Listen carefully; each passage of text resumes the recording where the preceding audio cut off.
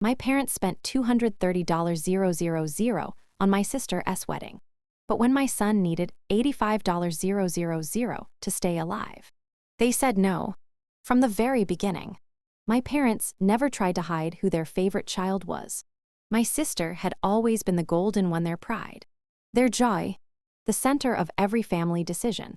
So when her wedding plans began, it quickly turned into something far bigger than a celebration of love. It became a public display of wealth, status, and obsession.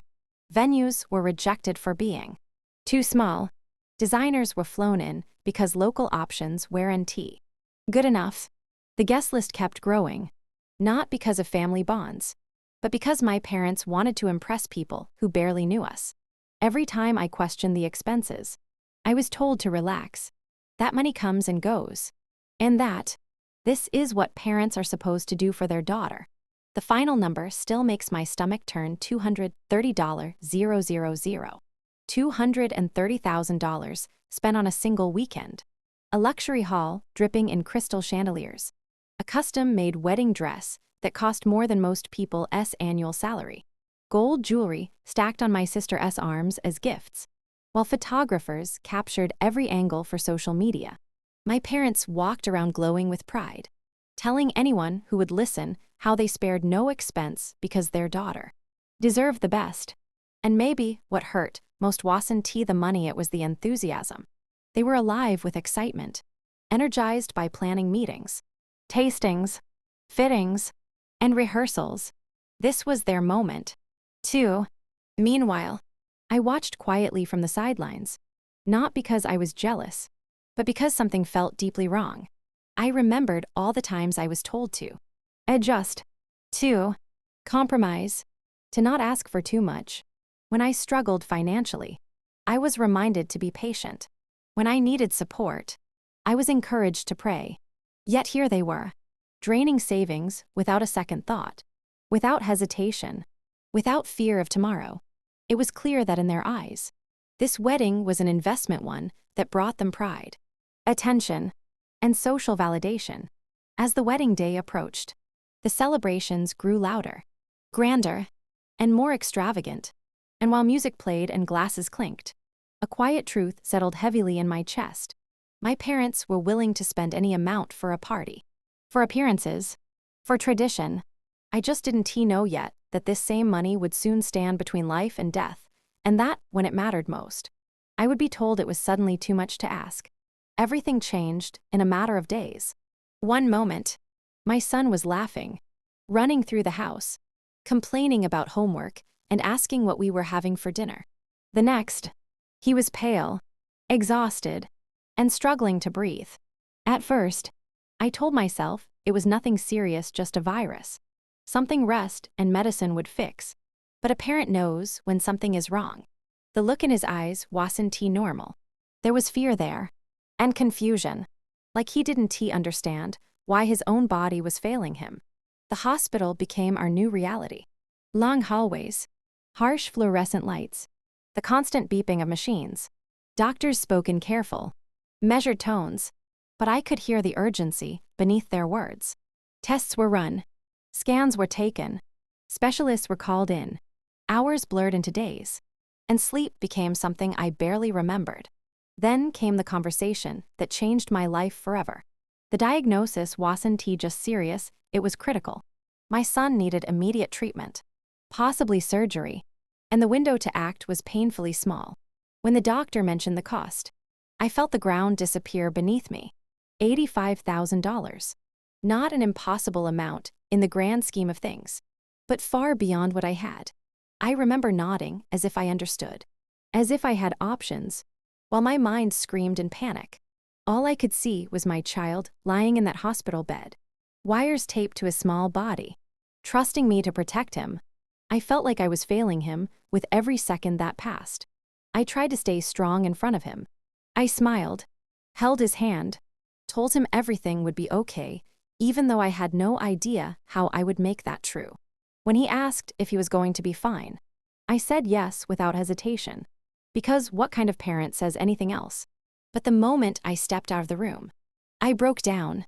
I cried in stairwells, in bathrooms, In my car, begging God for time, for mercy, for a miracle.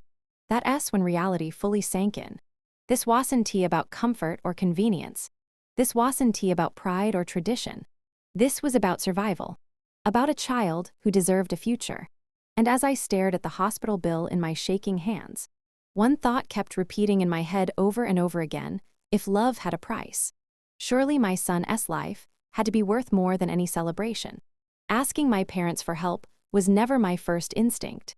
I had spent my entire life learning how to survive without leaning on them, how to swallow my pride and figure things out on my own. But this time was different. This time, it wasn't about me. It was about my child. With my heart pounding and my hands shaking, I went to them and told them everything: the diagnosis, the urgency, the cost. I didn't dramatize it. I didn't exaggerate. I simply told the truth and hoped that, as grandparents, something inside them would wake up. At first, they listened in silence.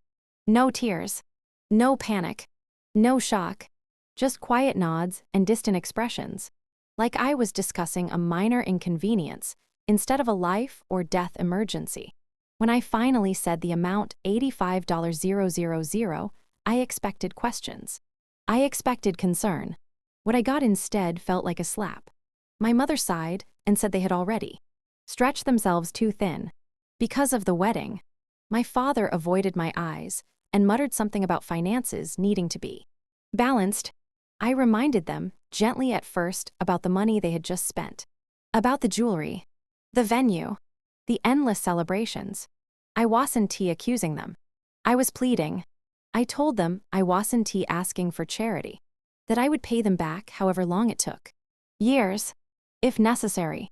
I told them this money could save their grandson's life, that this wasn't optional. That time was running out. That when the excuses started coming, one after another, each one colder than the last. We can undo what already spent. God decides life and death. If we help you now, others will expect the same. My mother even said, your sister's wedding was once in a lifetime. I stared at her, waiting for her to realize what she had just implied, that my son's life was somehow less rare, less valuable. I felt myself shrinking with every word they spoke. Begging your own parents humbles you in a way nothing else can. I wasn't their child in that moment. I was a problem they wanted to manage, a discomfort they wanted to escape. When I finally broke down and cried, when I told them I was terrified of losing my son, they told me to stay strong and have faith. No offer, no compromise, no urgency. I left their house feeling numb, like something inside me had died. Not hope, something deeper. The belief that family means showing up when it matters most. That night, as I sat beside my son's hospital bed, holding his fragile hand, I realized the hardest truth of all. The people who gave me life had chosen not to help me save his. The days that followed felt unreal, like I was living in two completely different worlds at the same time. In one, I sat beside my son's hospital bed, counting his breaths, memorizing the rise and fall of his chest, terrified that one day I would look up and it would stop. In the other, my parents was celebrating, smiling, laughing, posting photos, while I watched monitors flicker and nurses rush in and out. They were attending post-wedding dinners, family gatherings, and, thank you, events that stretched the celebration even longer. The contrast was cruel beyond words. Every time my phone buzzed, my heart jumped, not because I expected help, but because I feared bad news. And yet, mixed in between updates from doctors were pictures sent in family group chats. My sister glowing in her wedding outfits, my parents standing proudly beside her, dressed in expensive clothes, surrounded by decorations and flowers. I stared at those images in silence, unable to understand how the same people could exist in both realities at once. How could they toast, laugh, and celebrate while their grandson lay fighting for his life? My son grew weaker by the day. The pain medication dulled his senses, but not his awareness. He asked why he couldn't go home. He asked why he felt so tired all the time. Sometimes he just looked at me quietly, Like he didn't want to scare me with the questions he was afraid to ask. I brushed his hair back, kissed his forehead, and told him stories, anything to distract him from the truth I was desperately trying to outrun. At night, when the hospital room fell quiet, the weight of it all crushed me. I thought about the music still playing somewhere, the laughter echoing through halls my parents had paid fortunes to fill with joy. I thought about how easily that money had flowed when it came to celebration, and how suddenly scarce it became when it came to survival. I felt anger. Yes, but more than that. I felt abandoned, completely and utterly alone. The worst part wasn't just that they refused to help. It was that they carried on as if nothing was wrong. No urgent calls, no sudden change of plans, no sacrifices made. They chose comfort over conscience, tradition over humanity. And as I watched my son sleep, fragile and fading, I understood something that will haunt me forever. While they were celebrating life, I was preparing myself for the unthinkable, losing the one that mattered most.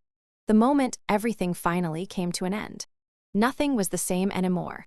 The crisis forced decisions I never imagined I would have to make. Choices no parent should face alone. Through a combination of last-minute loans, selling things I never thought I'd part with, and help from people who barely knew me, but somehow showed more compassion than my own family, I managed to get my son the treatment he needed. Those days were a blur of exhaustion, fear, and silent prayers whispered over hospital sheets. When the doctors finally told me he was stable, that the danger had passed, I collapsed in relief. I should have felt joy.